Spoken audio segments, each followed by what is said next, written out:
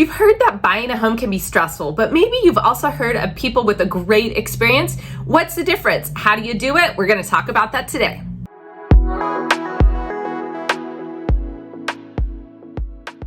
Hi, I'm Teresa Wellman with homeownerexperience.com. Maybe you've been following some of my other videos about the home buying process steps or how to choose a lender with actual case study experiences. Both are great videos I recommend you watch.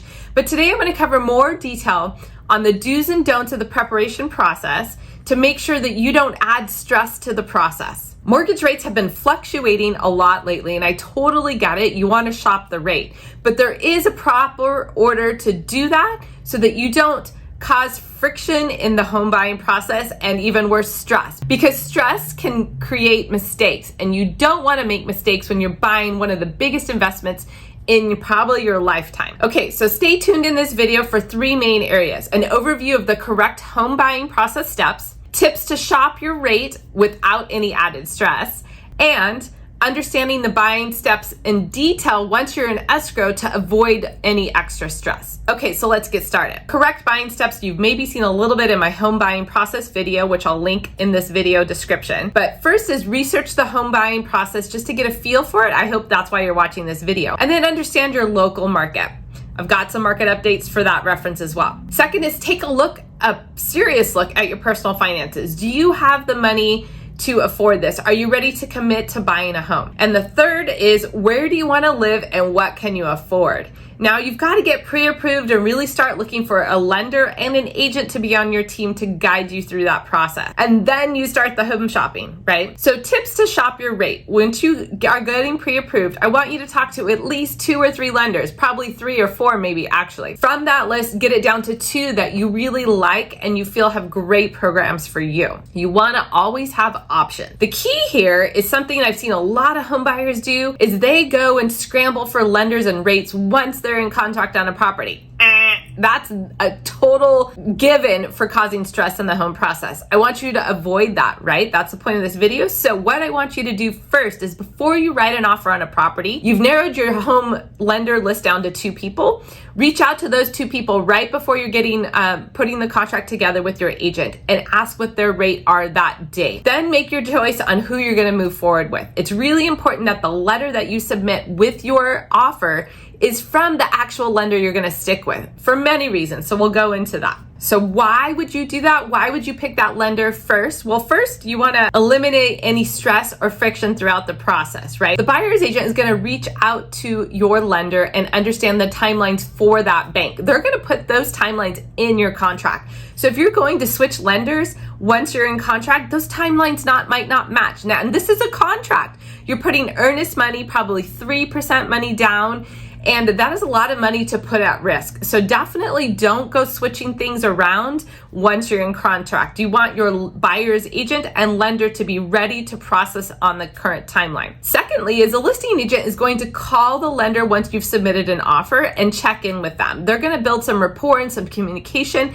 and choose your offer based on that connection. If you go ahead and change that from them, number 1, the listing agent's going to wonder what's going on. Number 2, they're going to be worried about your timelines. And number 3, they might not have contact with your new lender and they might be surprised with that information.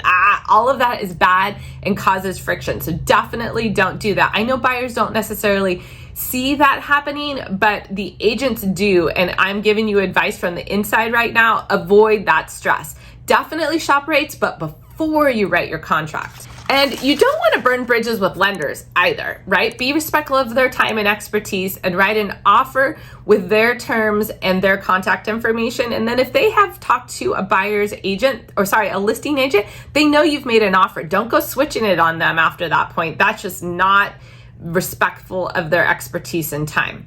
And also, it's a huge risk, like I mentioned, if you switch lenders, because the contract timelines will be at risk and you won't maybe be able to meet those deadlines, putting yourself in a very precarious situation with your earnest money deposit. Also causing friction with the home seller, all of that, not good, and a big cause of the stress in the process. So how do you avoid that? Well, first, you really need to understand the timelines of escrow, right? And like I said, you're going to choose your lender before you write the offer. And here's why. The first day or two of escrow is really making sure your lender has that's once you get your contract accepted, right? You get into escrow. So that first day or two of escrow is making sure your lender has everything up to date, like your latest paycheck, your latest bank statements, everything. Because when they pre-approved you, they probably, maybe it was the previous month's information. So we got to get it all up to date. Then you're going to be locking the rate with the lender and ordering the appraisal. All of those things need to happen really fast to stick to the timelines that your lender has given you. Then the bank is going to be reviewing the contract and all of your final personal documents and the appraisal when it comes in to give final loan approval, right? All of this is happening that first and second week. As a home buyer, really that first week, once you've got the lender launch day 1 and 2, you should be focusing on the house. What updates do you want to do? What moving details? Are there repairs that need to be handled? Do you need to negotiate with the seller in a contingency to get repairs? Do you need more inspections? So really that first week of escrow should really be all about the house, not your loan, right? Take care of your loan before you get in contract. Week 2 is researching all of those repairs, maybe getting those extra inspections, gathering a list of items that need to be done, and then working with the seller or working with your budget on how you're going to move forward with all of those details. And then maybe you should start talking about your move and packing and planning everything. You see, week 2 is going to be really busy. Not on your loan. We don't have time for working on your loan. Week 3 is finalizing all the repairs that you're going to be doing, maybe scheduling contractors, scheduling the termite fumigation, getting all of that lined up. And week 4 is going to be busy again, finalizing the home purchase with signing your loan documents, doing your final walkthrough on the property, and doing the actual moving. So as you can see, there is no time to switch lenders or start the loan pre-approval process from the beginning. You want to have that all done up front. So do things in order, don't change lenders, make sure to commit to your lender before you write the contract, but definitely shop rates. I know you want to shop rates, you want to get the best rate. Just do that 24 hours before you write the offer. I hope this information is really valuable because I want you to feel comfortable through the home buying process and have a great experience. I'm Teresa Wellman. Please comment below with any more questions.